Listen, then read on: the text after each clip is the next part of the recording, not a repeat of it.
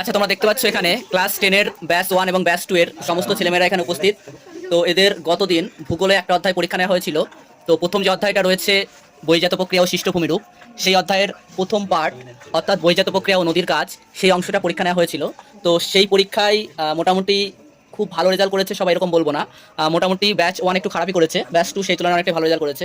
তো যাই হোক, সেই পরীক্ষায় যারা প্রথম, দ্বিতীয় এবং তৃতীয় স্থান অধিকার করেছে তাদেরকে আমার তরফ থেকে ছোট্ট ছোট পুরস্কার দেওয়া হবে। প্রথম স্থান অধিকার করেছে বাসুদেব খামারিয়া, প্রাপ্ত নাম্বার 26 পয়েন্ট, মানে 26.5।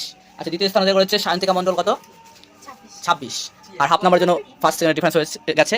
আর তৃতীয় স্থান অধিকার করেছে কোয়েল মধু, কত? 27.5। ঠিক আছে, এই তিনজনের হাতে আমি পুরস্কার তুলে দেবো, প্রত্যেকে অবশ্যই করতালি দেবে। ঠিক আছে, তো প্রথম হচ্ছে বাসুদেব খামারিয়া।